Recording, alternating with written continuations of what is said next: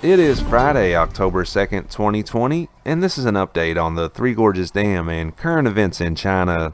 We have 4 pieces of information to cover today, including a look at the live stream and the water level at the dam. Also, courtesy of the South China Morning Post, Donald Trump to expand rare earth mining, citing China threat. Next, courtesy of CGTN, waste not, want not. We also have some new tweets. Let's hop into it.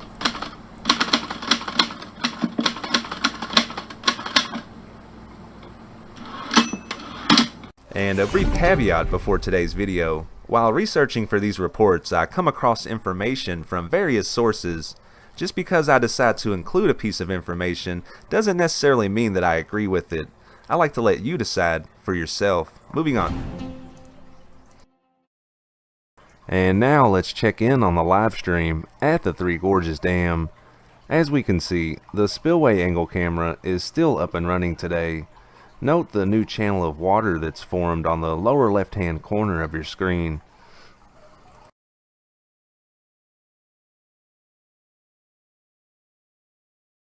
And the side angle camera remains deactivated. And now let's have a look at the water level at the dam. The current water level is 166.34 meters. The current inflow is not noted, and the current outflow is listed at 11,400 cubic meters per second.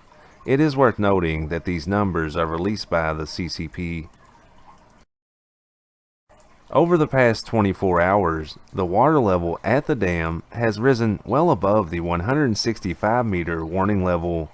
Just 24 hours ago, it was 164.8 meters. Upstream, the Kuntan Hydrological Station seems to be getting at least a little relief. The water level 24 hours ago was 172.3 meters. It currently sits at 171.9 meters. And this comes courtesy of the South China Morning Post. Donald Trump to expand rare earth mining, citing China threat.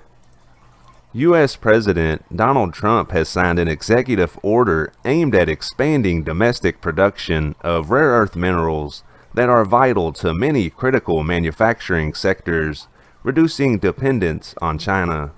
The order, which declares a national emergency in the mining industry, directs the Interior Department to explore using the Defense Production Act to hasten the development of mines. The administration has previously used the law to accelerate production of medical supplies during the pandemic. The president's actions are a direct consequence of China's dominance of the sector for decades, said Gavin Wendt, a senior resource analyst at MineLife. Previously, the West was happy to be supplied with cheap rare earth minerals from China, with China bearing the environmental consequences, he said.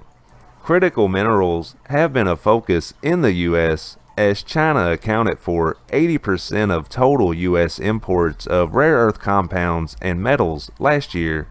Last year, the White House ordered the Defense Department to spur the production of rare earth magnets that go inside everything from electric vehicles to wind turbines, amid concerns that China could restrict exports of the products amid heightened trade tensions.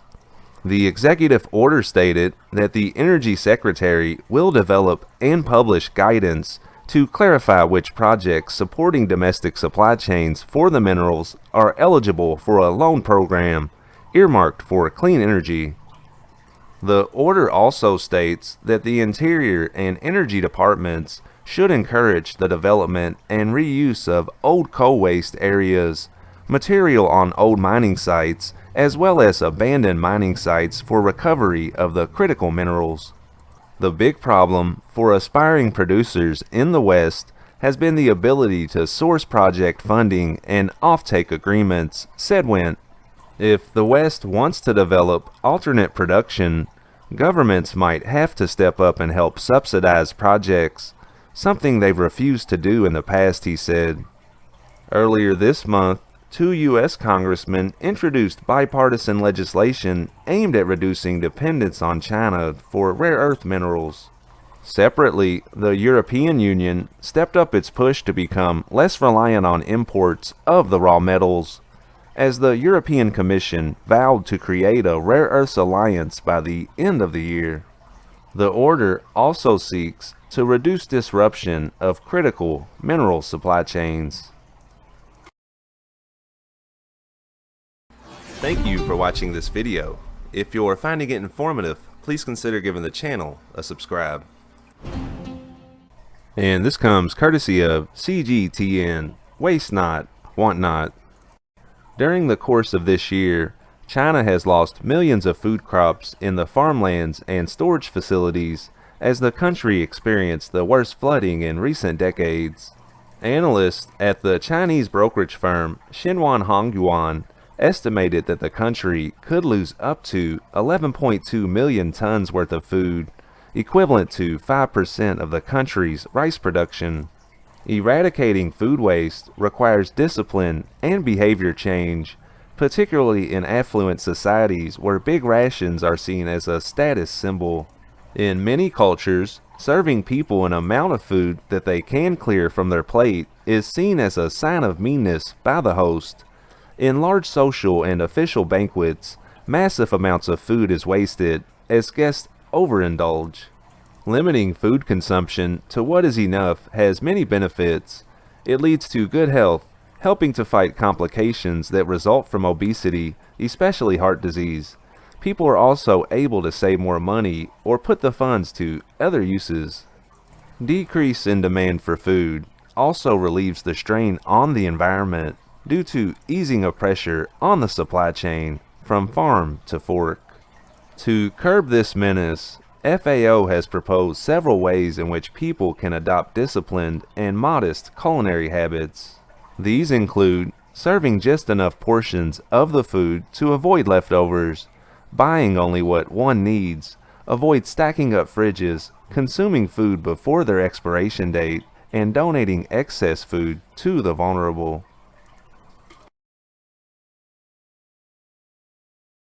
And our last piece of information is a series of interesting tweets.